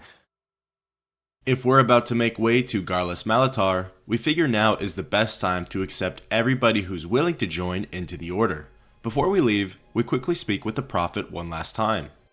Do you still have questions, Crusader? We ask him about the 8 and 1. Just as the Eight aided Pelennor of old, now the Ascended One, Talos, who was Cyber Septum, provides his blessing to you, the new Crusader. We ask him about the Crusader's relics. You have achieved what no knight since the legendary Divine Crusader has achieved. You have reassembled Pellennor's holy armor and weapons. You are truly the Divine Crusader reborn. You are ready to face Umaril and destroy him in the name of the 8 and 1. Go now and fulfill your destiny. You are ready, and the Nine walk with you. We decide to take a look at what the Blessing of Talos does. Well, the Blessing of Talos gives us the Blessing of Talos for 30 seconds on self. It also fortifies strength and endurance for 20 points each for 60 seconds, although it does drain our speed and agility for 15 points for 60 seconds as well. Before we make way to the Ayleid ruin of Garlas Malatar, we decide to see if a theory of ours is true. We make our way into the Priory Lodge and head down to the basement. From here, we make our way to the Priory Undercroft and see that our theory is true. A ninth spirit has joined the Guardians. We go to speak with Sir Beric. You redeemed my soul from the evil that had ensnared me. For that, I am forever in your debt. The old bitterness that seemed so important to me in life. What is that now? How to weigh that against my very soul? We ask him about the Knights of the Nine. The Knights of the Nine stand together once again. I would not have thought it possible. We owe you a great debt. We ask him about the Sword of the Crusader. I took the sword down with me into evil. You have redeemed us both. The gods smile on such deeds, noble knight. Finally, we ask him about Sir Caius. The evil took hold of me the day that I slew Sir Caius on the priory steps. I baited him, knowing his temper, and then I killed him when he drew against me. I killed him in cold blood with the holy sword itself. I could have disarmed him or wounded him, but a cold pride had taken hold of me, and so I slew him and went to war and never returned. The evil grew upon me until I became cruel, a tyrannical ruler, a terror upon the land. In death, evil held me even tighter than in life. Thanks to you, that all is behind me. Sir Caius and I will go to Etheria side by side, as of old. The gods are truly merciful. We exit the conversation with Sir Beric and go to speak with Sir Caius. Greetings, Sir Knight. We ask him about Sir Beric. You put right the evil that I began through my own weakness. Sir Beric is once again part of our fellowship, and shall be forevermore. From here, we make our way around the circle of knights to see what more dialogue any of them could offer. We go to Sir Amiel. I am at your service, Lord Crusader. We ask him about the Mace of Zenithar. You've passed Zenithar's challenge and redeemed Sir Ralvis. Oh, congratulations! Sir Juncan will be pleased to hear this. Then we ask him about Sir Beric. While you may have performed greater deeds, none have meant more to me than your redemption of my friend, Beric. Soon we will all finish our long-delayed journey to Aetherius, and Sir Beric will be among us as of old. Thank you. We turn next to speak with Sir Ralvis. Good night. I am at your service, Lord Crusader. We ask him about the Mace of Zenithar. You've retrieved the mace! I can't believe it! Sir Knight, I bend my knee in awe at your wisdom. You deserve to carry the mace. We turn next to Sir Henrik. What is it, Lord Crusader? We ask him about the Knights of the Nine. We are all reunited once more. You have done what we once thought impossible. We go next to speak with Sir Juncan. I am at your service, Lord Crusader. We ask him first about the Mace of Zenithar. So it was the boot that Sir Ralvis needed to complete his quest. What a fool I was to refuse to help him. I will carry this regret for all time. We then ask him about the boots of the Crusader. You are an asset to your order. You have claimed the boots, and for this I am grateful. Now that all of our loose ends are taken care of, it's time to head for Garlus Malatar. Our knights should already be there upon our arrival, so all we have to do is make way. It's now time to challenge and defeat the Ayleid king, Umaril the Unfeathered.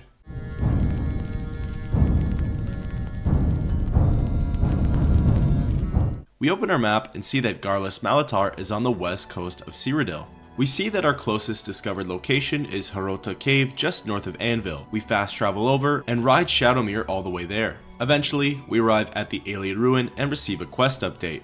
We dismount our horse and head inside of Umaril's lair. Garlus Malatar consists of 3 zones. The first one contains 21 Auroran enemies, 3 of which will always be the best possible level, and 6 of which must be killed in order to advance the quest. After clearing the first room, we push a block that lowers 3 different gates. 2 of which are on the upper level and 1 of which is on the lower level. We decide to go through the lower level gate as it seems to be a more direct route to the second zone. Here, we faced off against so many Aurorans as they just kept spawning in. All we could do at this point was just hack away with Goldbrand and hope that our fellow Knights of the Nine would come to our aid. Eventually, we cut down through most of them and were able to make our way to the second zone. Zone 2, titled Garlus Malatar Seycell, contains a total of 12 Aurorans. In the center of the giant room, we see a dark floating ominous orb. In order to get to this arcane object, we have to cut down through a lot of Umaril's army. Eventually, we cut down a few of them and we hope that our knights can take care of the rest. We ascend up some stairs leading to the upper level. Here we come across one more Auroran, we get a few hits in and then decide just to make for the orb.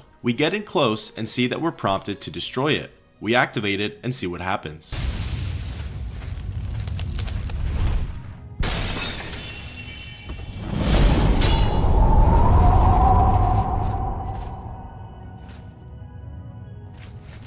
We take a look around and it seems that time and space itself has become frozen. The Aurorans are nowhere to be found and the same could be said about the Knights of the Nine. All we can do at this point is continue onwards and head into the third zone. Zone 3 is titled Garlus Malatar Karak Abaran. It's a very small area and consists of 10 Aurorans. However, we had the pleasure of only needing to face 2 of them. Once we defeated our foes, we made our way into the central room and the showdown had begun.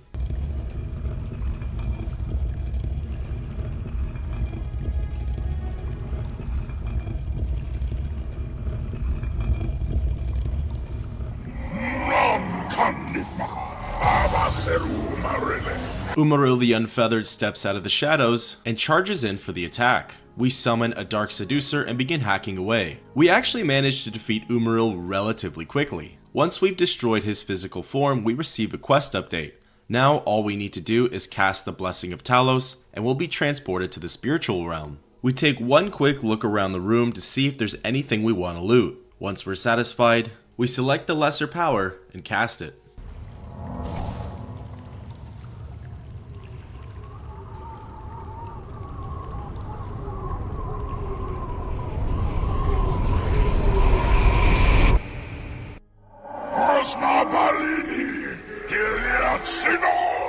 We're teleported to the spiritual planes where Umaril's spirit resides. The fight here is just as quick as the one at Garlus Malatar. We deliver the killing blow and are delivered back to Cyrodiil. Here!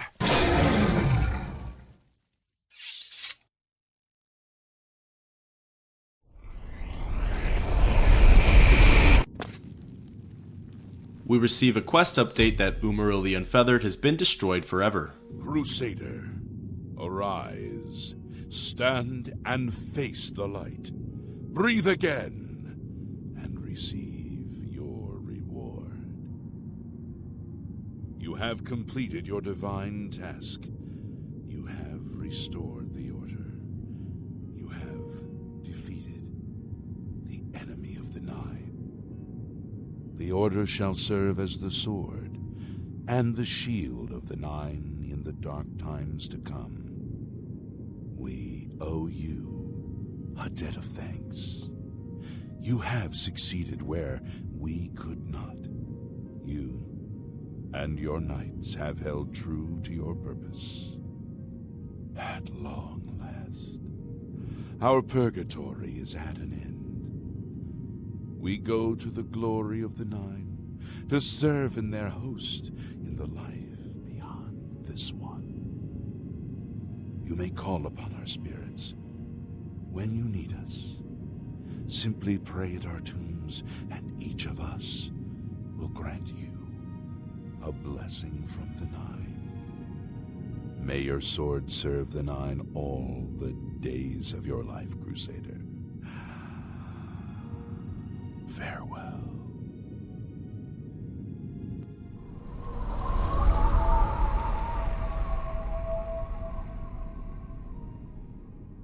The souls of the original Knights of the Nine are finally laid to rest. The Undercroft is quiet and now at peace. We make our way over to the armor stand and place all of the relics there, praying that they never need to be used again. We leave the Undercroft and enter into the basement. Lord Crusader, how can this be? You're alive! It's a miracle! I heard voices in the Undercroft, and I came to investigate. You vanished in Garlus Malatar. After the battle, we searched further into the ruin and found you next to Umaril's corpse. You had no wounds on your body, but you were dead. I saw it with my own eyes. You did not draw breath. We laid you to rest in the Undercroft. We kept your death a secret. We feared what would happen if our enemies thought you were dead. We say the wonders of the Nine are many. Indeed, they are. We knew you had succeeded in destroying Umaril's physical form, but it seemed that you had met the same fate as Pelennor Whitestrake. Tell me, was Umaril destroyed? We say we severed his very soul. Then he is destroyed. We've won, and you're alive. I have to tell the others. Sir Thedret makes his way back to the upper level, then outside. We follow him. Knights of the Nine, hear me. Today we have witnessed undeniable proof of the strength and the might of the gods we serve. Slain in battle with the dread Umaril, by the grace and mercy of the Nine, the Crusader lives again. How can this be, you ask? What of our foe? What has become of Umaril the Unfeathered? Umaril has been slain by the Crusader. His very spirit cast into the void and destroyed for all eternity. He will never rise again. Let us give thanks to the Nine. By their power, the Crusader has rid the world of Umaril forever!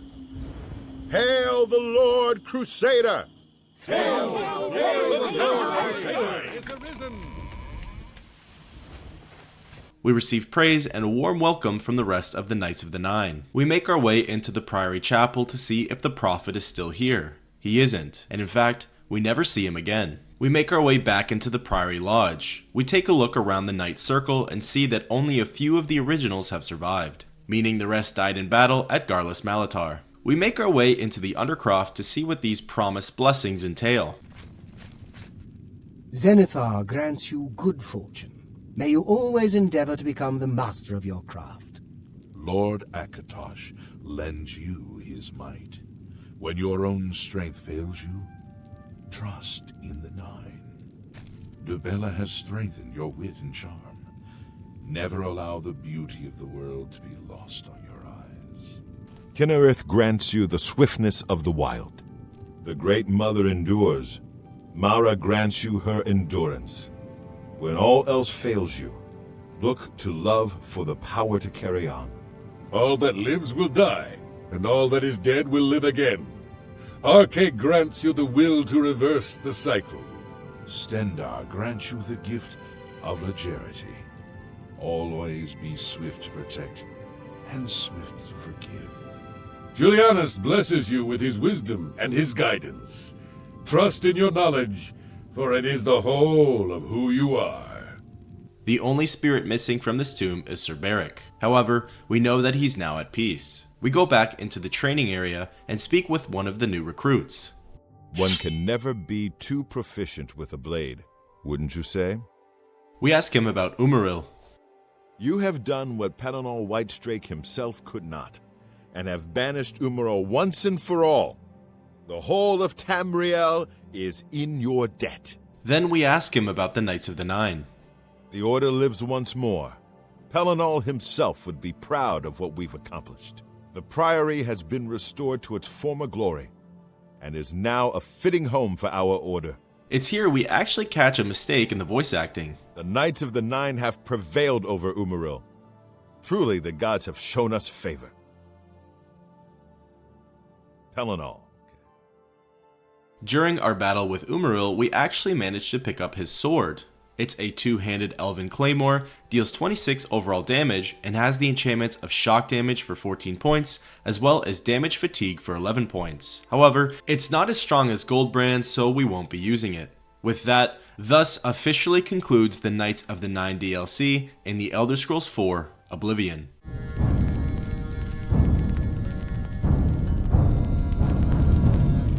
So it's time to talk about what we liked and what we didn't like about the Knights of the Nine DLC. For the most part, I enjoyed it.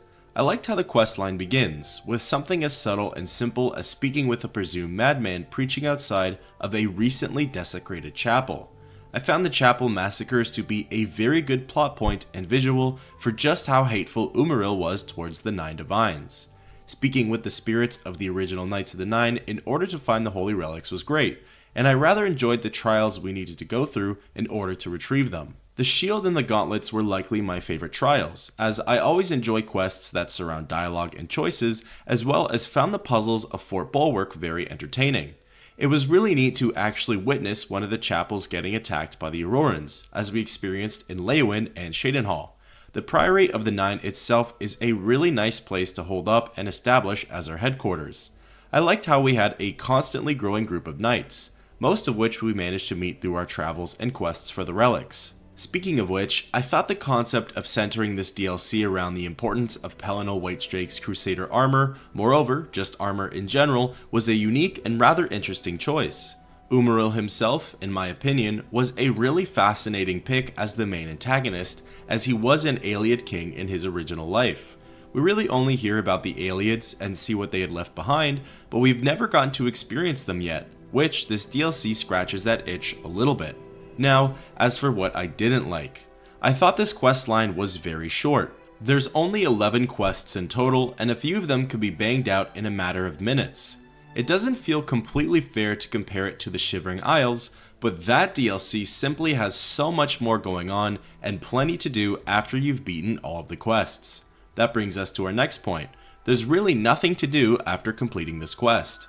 There are no tasks given to us afterwards, and for the most part, the Priory and the Order have no goal or purpose once Umaril is defeated. That's a great segue to the next point, and I know it's partly due to our character's stats and level, but Umaril was way too easy to beat. Again, our gear and abilities were probably too high for the proper level of challenge during this quest, but we had more trouble facing Lord Beric Vlindrel and even some of the Aurorans than we did with Umaril. Speaking of the Aurorans, I would have liked to have fought them more. We really only faced them in the chapel attacks, which happens twice, and then finally in Garlus Malatar. Considering they're supposed to be Umaril's army, I would have liked to engage in more combat with them, similar to the Knights of the Order in the Shivering Isles DLC. It also would have been nice to see a variety of Aurorans. We only counter the one character model and type, so to see another one or two different designs for the enemy would have been appreciated. Finally, I wish they had included a few side quests with this DLC. Even if they were minor and simple fetch quests, I still think that would go a long way in terms of giving players a little more content than what we got. All in all, it was a great DLC to get to experience, and a rather shorter storyline at that, meaning we can make preparations to get into the next one as soon as possible. Thank you for coming along this journey with us, and until next time, keep on adventuring.